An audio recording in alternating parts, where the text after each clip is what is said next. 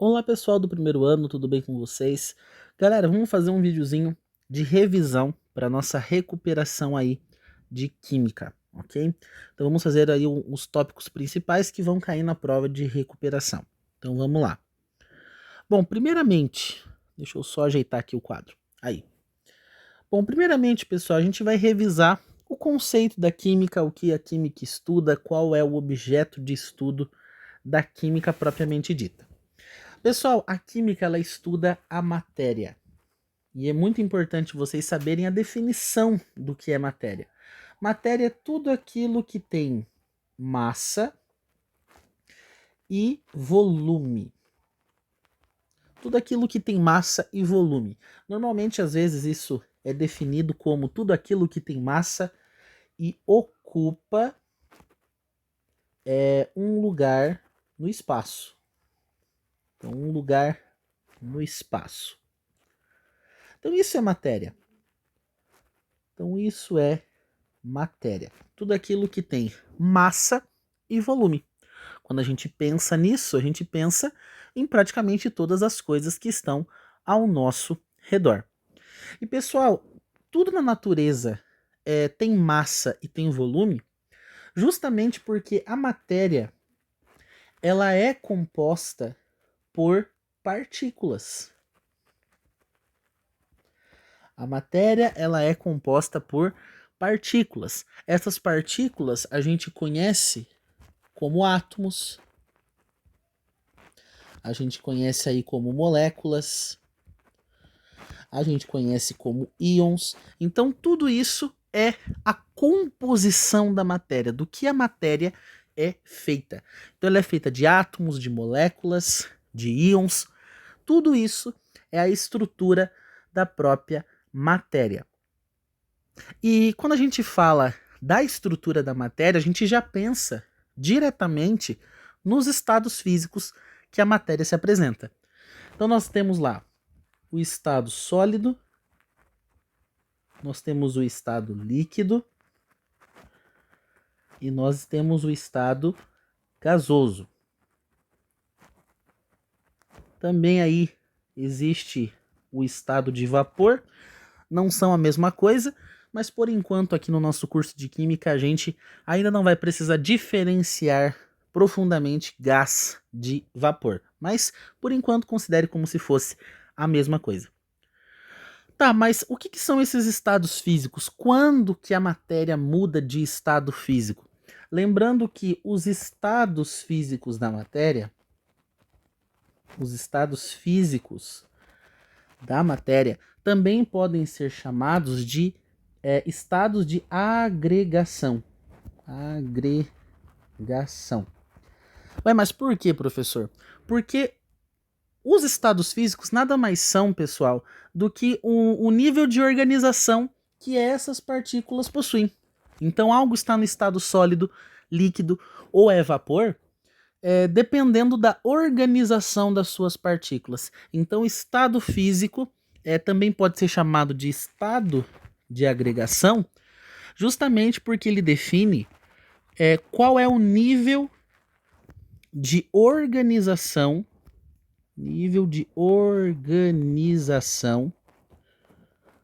das partículas. Então é isso que nós temos. Estado físico está ligado diretamente ao estado de agregação das partículas. O quanto elas estão organizadas. Ah, mas como assim, professor? Como o nível que elas estão organizadas? Bora lá entender um pouquinho melhor. Por exemplo, as partículas, pessoal, que estão no estado sólido, geralmente, um material aí no estado sólido, as partículas elas estão mais próximas, mais grudadas umas nas outras, e por consequência tem um estado de vibração e de agitação baixo, né? Então, porque estão muito juntas, então ó, partículas mais juntas, então elas estão muito próximas umas das outras, e por isso menos agitadas. Então, menos agitadas. E esse é o estado das partículas, o nível de organização, como as partículas no estado de materiais que estão no estado sólido se encontram. As partículas, as moléculas, os átomos, todas essas coisinhas, elas ficam mais próximas e menos agitadas. Já o estado líquido é um estado onde as partículas elas têm um afastamento médio. Elas estão um pouco mais afastadas umas das outras e por isso elas possuem um estado de agitação e de vibração molecular maior. Então, partículas um pouco mais afastadas são partículas também mais agitadas. Conforme as moléculas ficam um pouquinho mais longe umas das outras, acaba que elas ficam também um pouco mais agitadas. Então, no estado líquido, o material que está no estado líquido tem as suas partículas, vamos assim, de uma forma média afastadas e de uma forma média agitadas. Tudo é mais ou menos no estado líquido. Então, mais ou menos afastadas, não muito, mas também não tão perto. Então, mais ou menos afastadas e mais ou menos agitadas. É como se o estado líquido fosse o intermediário. Então, agitados. Agora, quando a gente fala no estado de vapor, no estado gasoso, as partículas elas estão muito mais afastadas e independentes umas das outras. As partículas estão bem mais afastadas umas das outras. E isso faz com que elas fiquem muito mais agitadas. Um material que está no estado gasoso, ele tende a ocupar o volume do lugar onde ele está, justamente por causa dessa alta agitação. Então, além de se moverem muito, se agitam muito, vibram muito, justamente porque ela é um estado que tem mais liberdade, né? As partículas elas têm muito mais liberdade. Então, partículas realmente mais afastadas, e mais agitadas. Então, bem mais agitadas. Se a gente for analisar mais especificamente, a gente percebe que no estado sólido a gente tem menos liberdade. As partículas elas têm menos liberdade, no sentido de... Como assim liberdade, professor? No sentido delas estarem mais presas umas nas outras, né? Então, as forças atrativas aqui são fortes. Então, as forças que grudam, né, as partículas aqui no estado sólido são muito maiores. Então, elas tendem a ficar muito mais grudadas. Já o estado gasoso é um estado, então, que vai ter mais liberdade molecular, mais liberdade das partículas. Então, tem uma liberdade maior. E, por consequência, o estado gasoso ele vai ter forças repulsivas maiores. Prevalecem aqui as forças repulsivas.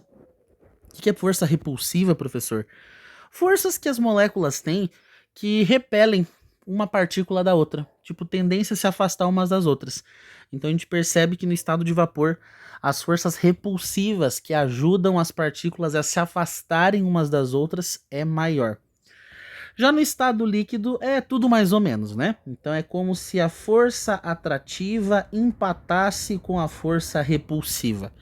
Então as que grudam e as que afastam meio que acabam se igualando no meio da conversa. Bom, essa é a ideia geral do estado, né? É a ideia geral das partículas no estado sólido, no estado líquido e no estado gasoso. A questão é que essa agitação molecular, ou está muito perto ou está muito longe, está mais agitado ou menos agitado, gera características nos materiais. Por exemplo, por causa das moléculas estarem no estado, aqui no estado sólido, por exemplo, substâncias no estado sólido, que tem partículas muito juntas e menos agitadas, a gente percebe que os materiais sólidos, eles têm uma forma fixa e um volume também fixo. Então você percebe que é um material mais rígido, então ele não tem tendência a mudar a sua forma e não tem a tendência a aumentar ou diminuir o seu volume, o seu tamanho. Então, uma substância no estado sólido ela é um pouco mais rígida, tem volume e tem forma fixo. É que nem você pensar numa barra de ferro, né? Não é porque você pegou a barra de ferro de um lugar, passou para outro, que do nada 1 litro, por exemplo, de barra de ferro, do nada vai virar 10 litros de barra de ferro. Não tem sentido. Então, não muda a sua forma, não muda o seu tamanho, ok?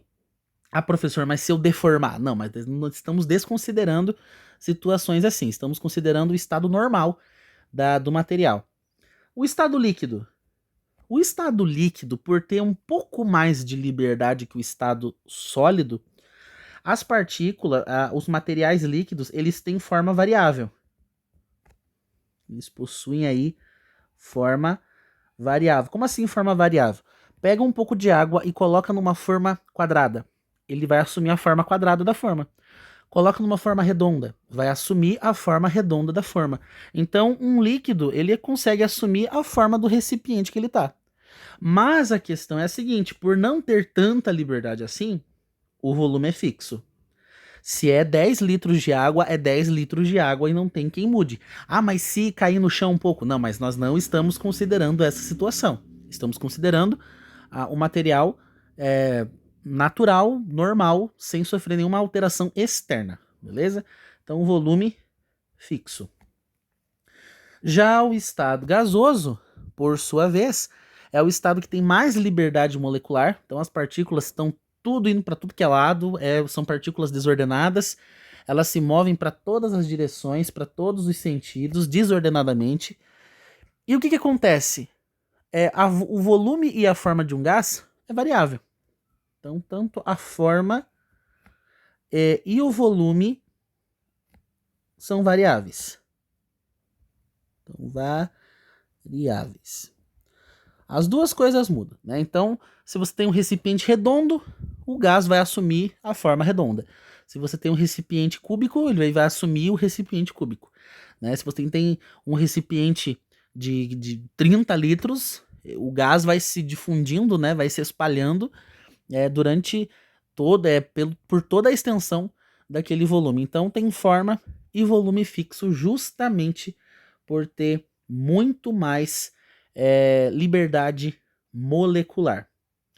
Bom, esse vai ser o primeiro videozinho, não quero que fique muito longo. Então a primeira parte do nosso resumo, a gente falou sobre a matéria, que é o objeto de estudo da química, tudo aquilo que tem massa, tudo aquilo que tem volume, e por causa disso ocupa lugar no espaço.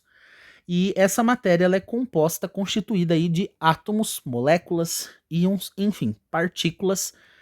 E a gente viu que a matéria ela pode ser apresentada em 3 estados físicos, também chamados de estado de agregação. Guarda muito bem isso daqui, estados de agregação, porque indica o nível de organização que as partículas podem ter. Então nós temos o estado sólido, líquido e gasoso. Na próxima aula, vamos falar sobre as mudanças de estado físico.